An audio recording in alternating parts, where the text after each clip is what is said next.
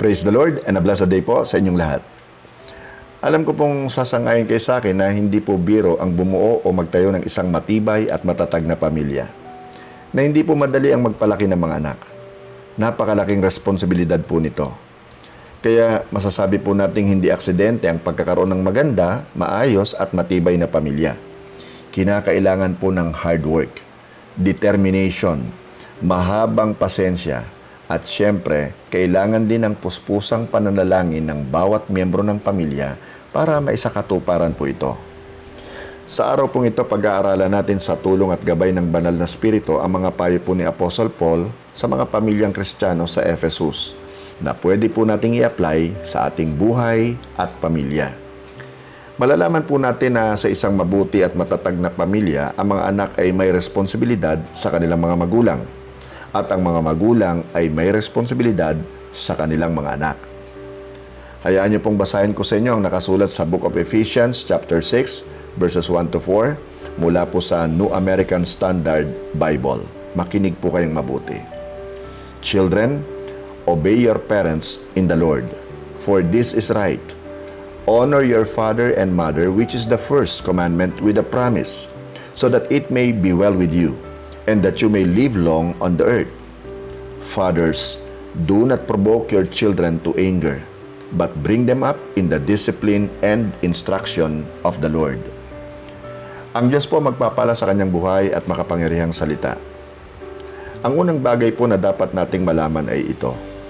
Children have a responsibility to their parents. Ang kahulugan po ng children sa Greek na ginamit po dito ay kahit sino sa mga anak, ilang taong gulang man sila, basta't nakatira sila sa tahanan ng kanilang mga magulang. So here Paul describes an action sa verse po na ito.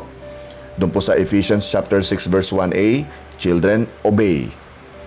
Obey your parents in the Lord, for this is right. Ang pagkakagamit naman po ng salitang obey dito sa Greek ay nangangahulugan ng tulad sa isang sundalong sasabak sa digmaan na nakikinig mabuti sa orders at instructions ng kanyang commanding officer. Pag hindi siya nakinig mabuti, pwede siyang mapunta sa wrong place at the wrong time and lose his life. To obey means to carefully listen and carry out the command. Hindi yung sasabihin sa magulang na gagawin pero hindi naman. Ito'y uri ng pagsunod na tila buhay mo ang nakataya. Halimbawa, inutusan ka ng magulang mong linisin ang iyong kwarto. Huwag panoorin ang TV program na yan. Huwag magpagabi sa labas. Umiwas sa taong yan. Huwag manigarilyo. Huwag uminom ng alak. Huwag magsugal. Huwag kang susubok magdroga. Sumunod ka. Bakit? For this is right. Ito ang tama. Iyon ang gustong ipagawa sa iyo ng Diyos. Now, yung phrase na in the Lord implies naman that they claim to be Christians. Sa mga anak na nakikinig, bahagi ito ng patotoo nyo. Pakinggan nyo ang halimbawa ng Panginoong Yesus na matatagpuan po natin sa Luke chapter 2 verses 51 and 52. Then he went down to Nazareth with them and was obedient to them. Yung them, ang ibig sabihin niyan, yung kanyang mga magulang. But his mother treasured all these things in her heart. Verse 52, pakinggan nyo mabuti.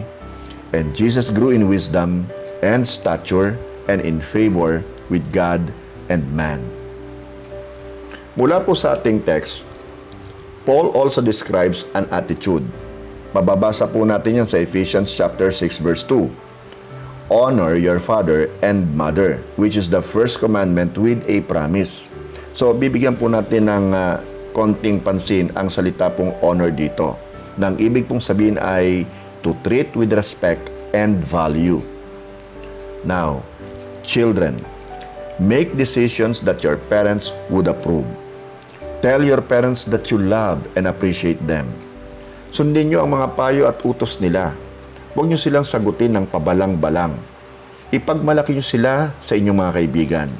Do special things for your parents without being told. Sorpresahin nyo sila. Bakit nyo kailangan gawin ito? Dahil mahal nyo sila at nire-respeto nyo ang inyong mga magulang. And of course, because God will bless you. Nakasulat sa Ephesians chapter 6 verse 3, so that it may be well with you and that you may live long on the earth. So this is God's promise and a general principle. Children, follow good instructions, make wise decisions, and you will stay out of trouble and danger. Ang ikalawang bagay na dapat po nating pagtuunan ng pansin mula po sa payo ni Paul ay ito. Parents have a responsibility to their children. Mababasa po natin sa Ephesians chapter 6 verse 4a, Fathers, do not provoke your children to anger. Ang Greek word po rito na fathers is sometimes used for both fathers and mothers. So here, Paul provides a caution.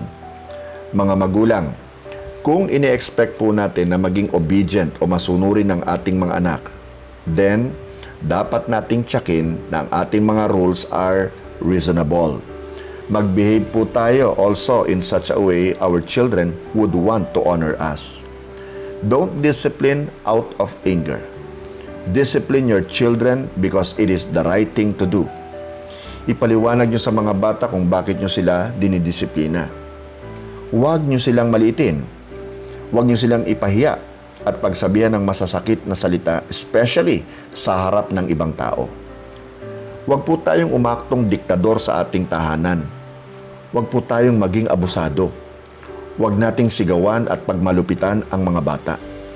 Be consistent and fair, and always show no favoritism. So, Paul also gives us a command. Basahin po natin muli Ephesians chapter 6 verse 4b naman. But bring them up in the discipline and instruction of the Lord.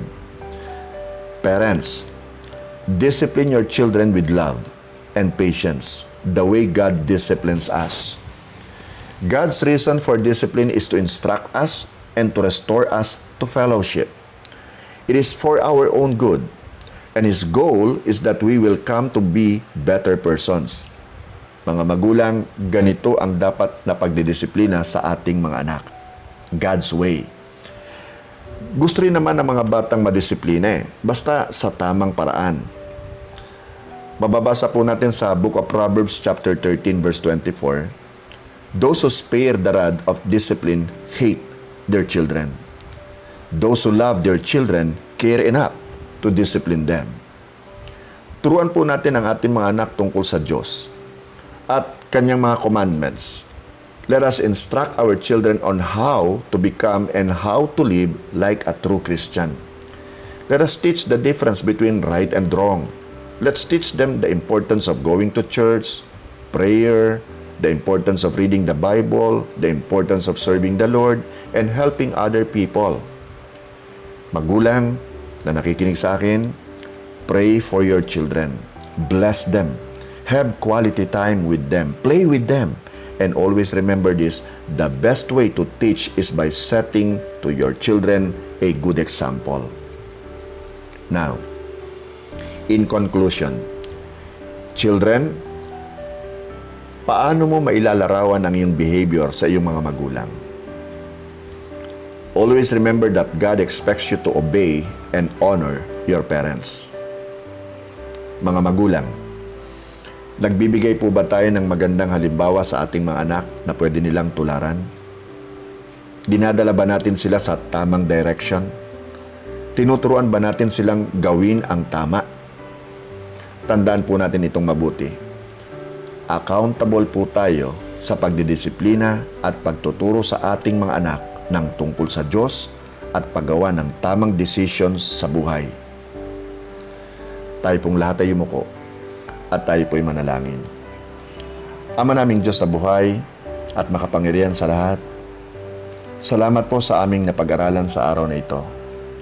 Naway may pamuhay po namin ang aming natutunan sa tulong at gabay ng iyong banal na Espiritu upang maging malakas at matibay ang aming pamilya at nang hindi po ito mawasak ng kaaway. Amin din pong dalangin na anuman ang pagsubok o problema na kaharapin ng aming pamilya, ang lahat po ng mga ito ay mapagtatagumpayan namin sa iyo pong tulong. Pinupuri, pinapasalamatan at niluluwalhati ka po namin sa pangalan ng aming Panginoong Hesus. Amen. The Lord bless you and keep you.